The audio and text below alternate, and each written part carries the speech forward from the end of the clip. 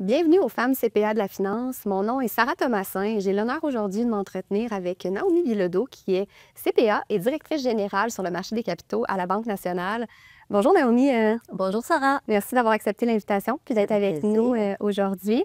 Écoute, j'aimerais commencer d'abord par t'entendre nous parler de ton parcours scolaire et un peu comprendre qu'est-ce qui a motivé ton choix de carrière pour te diriger vers le titre CPA. D'abord, j'ai un parcours scolaire non traditionnel. Donc, j'ai un bac en arts visuels, option design de mode. OK. Ensuite, j'ai travaillé en marketing pour une PME à Montréal. Et quand la PME a été vendue, c'est à ce moment-là que j'ai décidé d'aller faire un MBA parce que le processus de vente m'avait intéressée. Et lors de mon MBA, que j'ai fait avec option finance, c'est là que je suis atterrie dans le monde de la finance.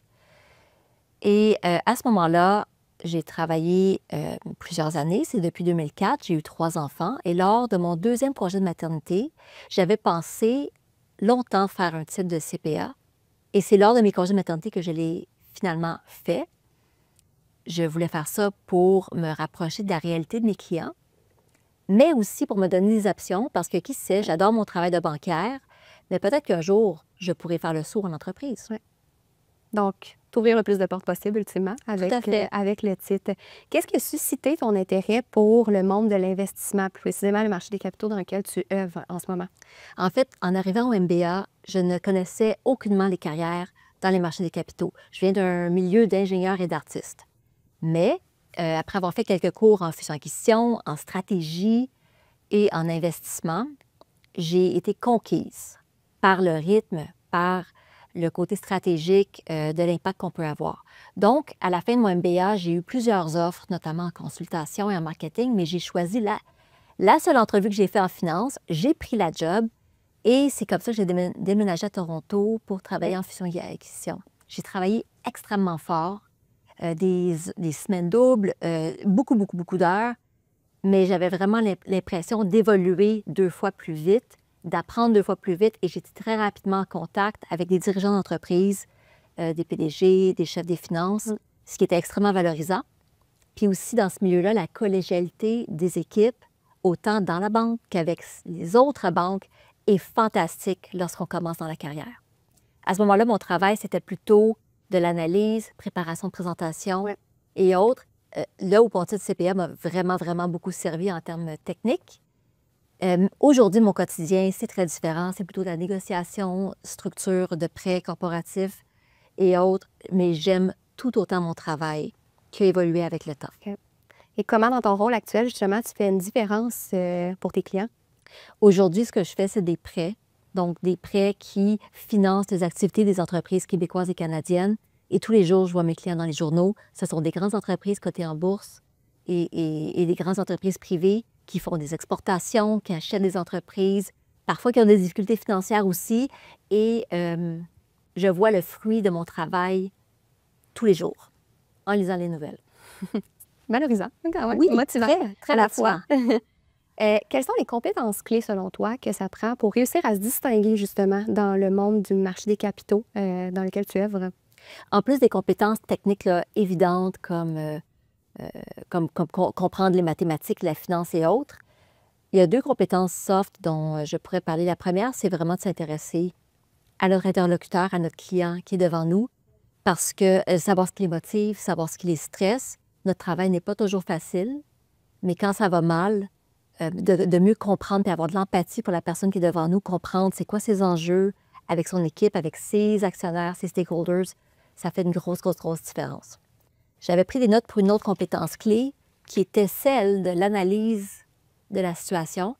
Donc, avec mes années d'expérience, j'ai pu bâtir une capacité de rapidement analyser les données à ma portée et les situations pour pouvoir prendre des décisions rapidement, ce qui est une compétence essentielle, mais qui se bâtit seulement avec l'expérience.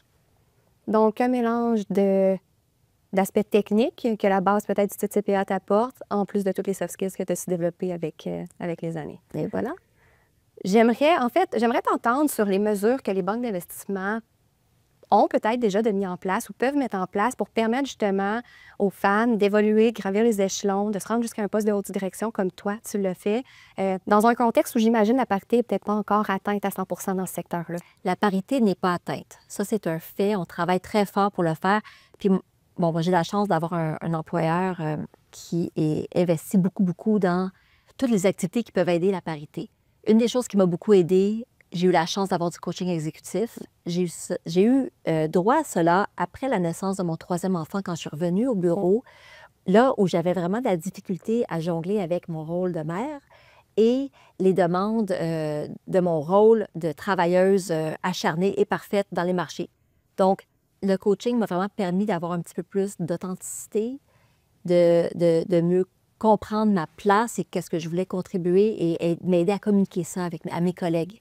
Donc, ça a fait une grosse différence dans ma carrière. Ensuite, j'ai eu des mentors. À ce moment-là, je les voyais plus comme des amis. J'allais prendre des cafés avec des gens qui m'aidaient et qui m'ont redirigé. À un moment donné, j'ai changé de poste dans la banque et j'ai eu ces mentors m'ont comme aidé à voir les opportunités, m'ont aidé aussi à revenir dans les marchés des capitaux ensuite.